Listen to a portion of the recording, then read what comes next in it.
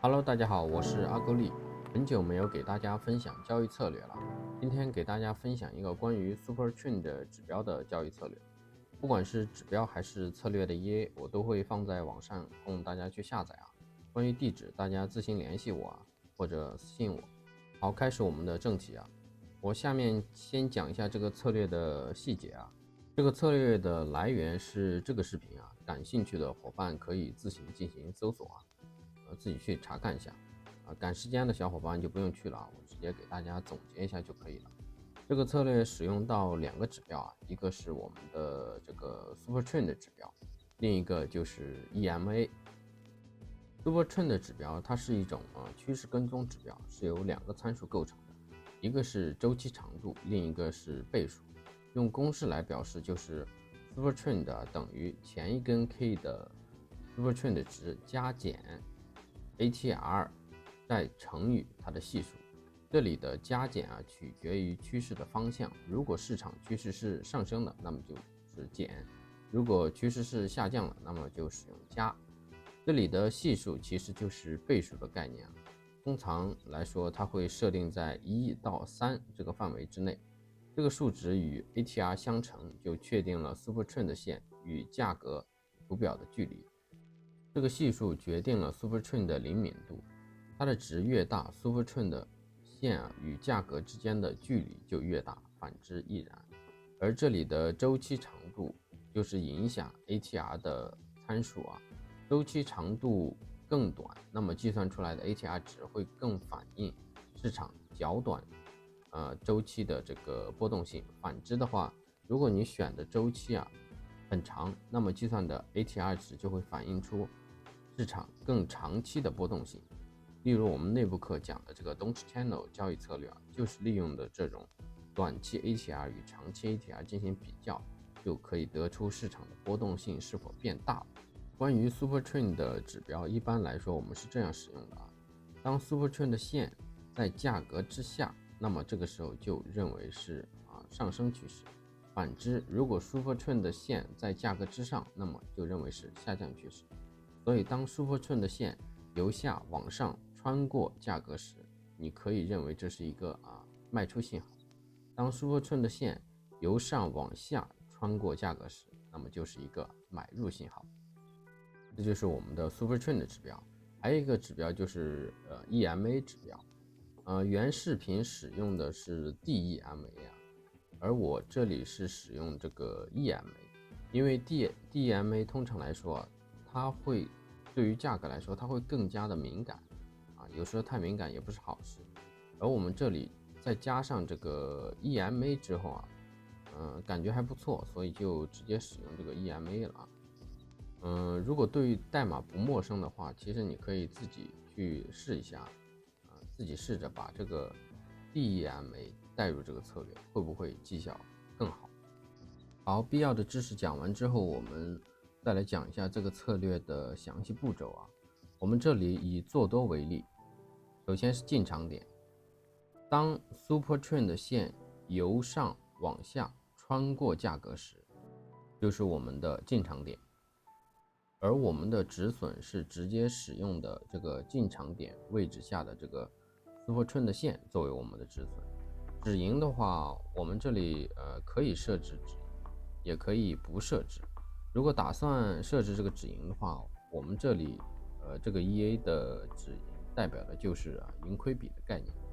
而策略的出场点的话，就是Super Trend 指标的反向即可，也就是针对于做多来说，就是 Super Trend 线由下往上穿过价格的时候，就可以把手里的多单持仓给停掉了。另外，这个策略我还加了一个跟踪止损的操作但是我在黄金上测试的效果并不太好加上它之后反而绩效又变差了。你们可以测试一下其他的品种看看加上这个功能后会不会绩效好一点。我们这里的跟踪止损是跟着 Super Trend 的线来的，如果有持仓，在持仓的过程中，我们会不断的去更改持仓的止损价，把它改到 Super Trend 的线上。我这里先在图表上举一个例子假设我们在这一根 K 进场，这个多单进场之后，我们的止损价就是会不停的追踪这个 Super Trend 的线，也就是当这个行情来到这一根 K 的时候，我们这笔持仓止损价就是在这个位置；当持仓来到这一根 K 的时候，我们止损价就在这个位置。而当这根 K 走到这个位置的时候，这根阳线的时候，我们的止损价就是在这里。而第二根 K 是不是有价格打到了我们这根Super Trend 的线，也就是意味着它打到了我们的止损线，我们这笔持仓就已经出场了，这就是我们的跟踪止损，就相当于是它会比我们的出场点更早的出场。反正在黄金上来说啊，我觉得是不加这个功能反而会表现更好。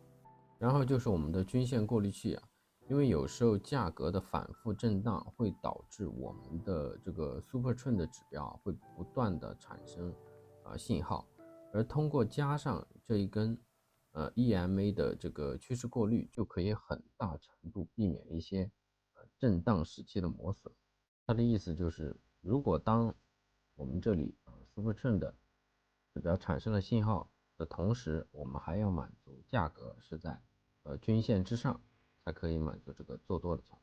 当然了，你加上这个过滤器的话，你的绩效可能会更好，但是也意味着你策略优化的这个自由度又增加了一点，这也会增加整个策略 overfitting 的可能。所以这就是仁者见仁，智者见智大家自己去做一个取舍。好，接下来我们在盘面上去看一下这个策略的具体操作细节，具体是怎么做的。我个人来说是觉得这种策略是比较适合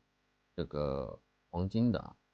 比较适合这种趋势型的商品，所以我就在黄金上去做这个测试了。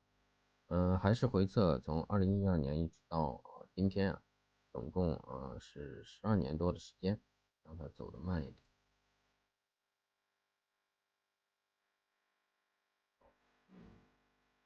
这一笔多单止损，而这里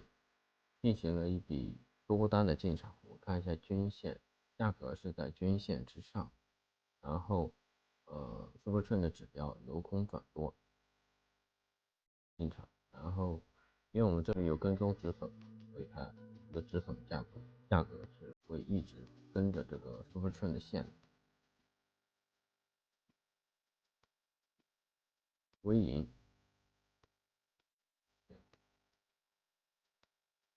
再看一笔空单的，这还是一笔多单，他比较喜欢这种趋势型的。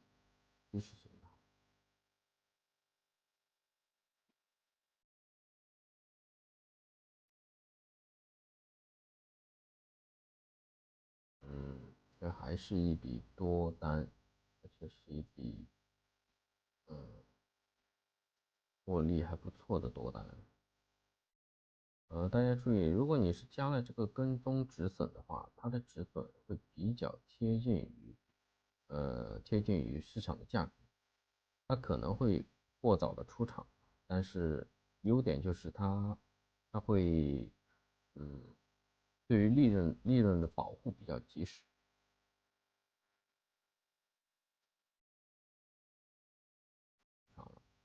等待空单的信号，还是一笔多单。最近这个趋势就是整体就是做多，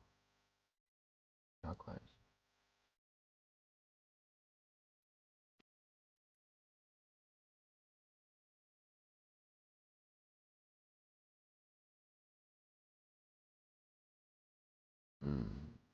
这应该是一笔空单，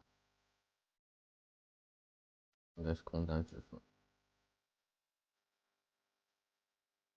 好，我们看这是一笔空单，从均线来说，它是满足这个做空的信号的，并且做剩的指标也是由多转空了，满足。然后止损的话是设在这个多顺的线，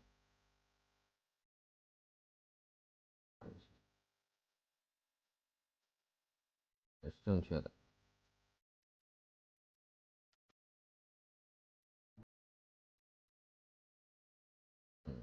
大体都是正确的。好，多空都看了，我们就不再继续看下去了。相信大家已经明白了，已经知道这个策略具体是怎么操作的了。下面我们就整体看一下这个策略的绩效表现。我们先使用指标的默认参数，就是不做任何的参数优化，看一下它的绩效表现是怎么样的。Super Trend 的指标的默认参数就是10和3，止盈的话我们就先不要，止损的话就是我们的 Super Trend 的线，跟踪止损和我们的趋势过滤器也就先不用啊，先不启用。我们就看一下最原始的这个策略它的表现是怎么样的。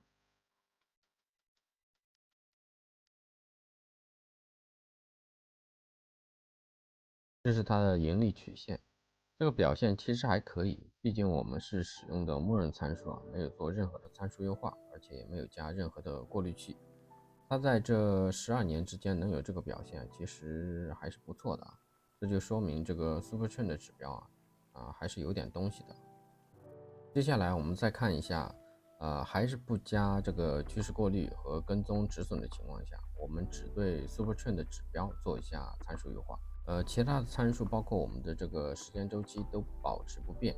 我们优化一下这个 Super Trend 的指标的参数，还有我们这个止盈的系数。整个优化的过程，我会使用 InSimple 和 AutoSimple Testing 做验证。其中我会使用16年到17年作为我们的 InSimple， 也就是样本内的优化，然后再使用18年到24年作为我们 AutoSimple Testing， 也就是样本外的这个验证阶段。我们样本外的数据集其实就已经超过了样本内的数据集了。这样有个好处啊，就是优化之后的结果我们会更有信心，但是也有个缺点，就是你寻找绩效好的参数可能比较困难，因为你做这个验证阶段的数据集的量已经超过了可以做优化的数据集的量。关于这个 InSimple 和 AutoSimple Testing 我之前已经做过相关的视频了，感兴趣的可以去前面的视频翻着看一下。好，我们再去看一下优化之后的结果。这是它的盈利曲线，我们再看一下具体的参数表现。首先是这个 Recover Factory 是 2.72， 总共有779笔交易，交易笔数不是太多的那种啊，但是你也不能说太少，反正它的交易频率有点低。然后这里的胜率是大概是37%左右，盈亏比差不多就是个2:1的样子。而我们这里的连败有9笔，